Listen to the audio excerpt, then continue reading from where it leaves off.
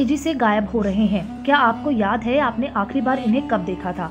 शहर तो छोड़िए, अब ये हमारे गांवों से भी गायब हो गए हैं या गायब हो रहे हैं। ऐसा सिर्फ भारत में नहीं हो रहा है बल्कि पूरी दुनिया में जुगनू तेजी से गायब हो रहे हैं। यह गंभीर विषय है क्योंकि रात में प्रकृति की ओर से दिए गए ये खूबसूरत तोहफे अब हमें अपने आसपास टिमटिमाते हुए दिखाई नहीं देते हैं। कुछ विशेषज्ञ कहते हैं कि ऐसा इसलिए है क्योंकि हमारा वातावरण तेजी से बदल रहा है और यह जुगनुओं के अस्तित्व के लिए ठीक नहीं है।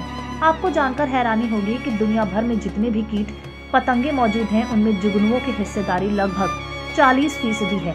सबसे बड़ी बात कि पृथ्वी पर डायनासोर के समय से मौजूद हैं। जुगनू रात में इसलिए चमकते हैं क्योंकि इनके पेट में एक रोशनी उत्पन्न करने वाला अंग होता है।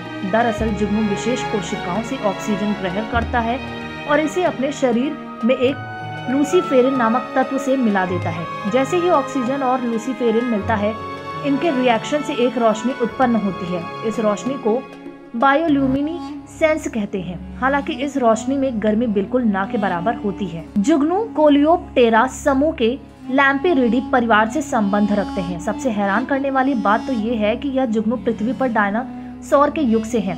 पूरी दुनिया में जुगनुओं की लगभग 2000 प्रजातियां हैं। अगर अंटार्कटिका को छोड़ दिया जाए तो पूरे पृथ्वी पर इनकी मौजूदगी के निशान मिलते हैं। भारत जैसे देश में पहले यह बहुत अधिक मात्रा में पाए जाते थे। यहाँ के हर इलाके में इनका अलग एक नाम हुआ करता था, लेकिन अब यह जीव धीरे धीरे विलुप्ति की कगार पर आ गए हैं।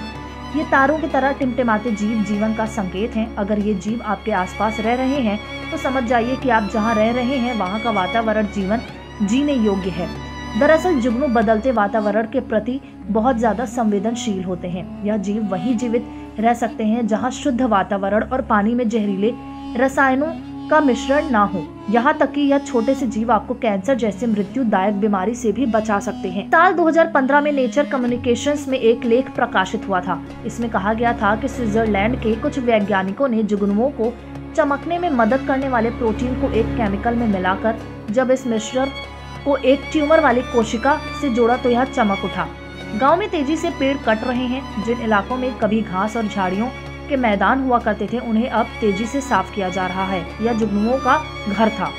साल 2018 में इकोलॉजी एंड इवोल्यूशन की एक रिपोर्ट प्रकाशित हुई थी। इसमें बताया गया था कि प्रकाश प्रदूषण के कारण जुगनू रास्ता भटक रहे हैं, यहाँ तक कि वह इसकी वजह से अंधे हो रहे हैं। दरअसल घने पेड़ और झाड़ियां इन्हें प्रकाश प्रदूषण से बचाती हैं, लेकिन अब यह तेजी से खत्म हो रहे हैं और इसी के साथ खत्म हो रहा है सितारों की तरह धरती पर चमकने वाले जुगनुओं का संसार।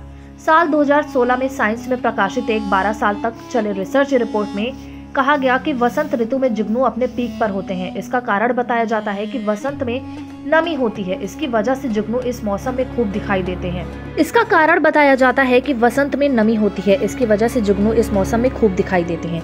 लेकिन पिछले कुछ वर्षों से ना जाने कितने वसंत आए और गए, लेकिन जुगनू नहीं दिखाई दिए।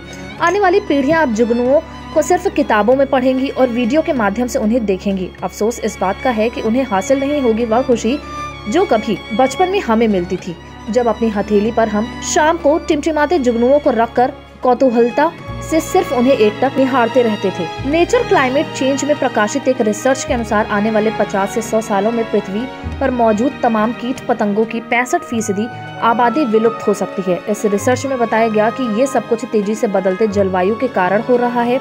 गंभीर क्लाइमेट चेंज की वजह से ऊष्मीय दबाव बढ़ रहा है, जिसकी वजह से इन कीट पतंगों की जनसंख्या स्थिर हो रही है और इसने इनके विलुप्त होने के जोखिम को और भी ज्यादा बढ़ा दिया है। इस रिसर्च में यहाँ तक कहा गया है कि आने वाले कुछ वर्षों में अगर क्लाइमेट चेंज इसी तरह होता रहा तो इनके विलुप्त होने के पूर्वानुमान और भी तेज हो जाएंगे।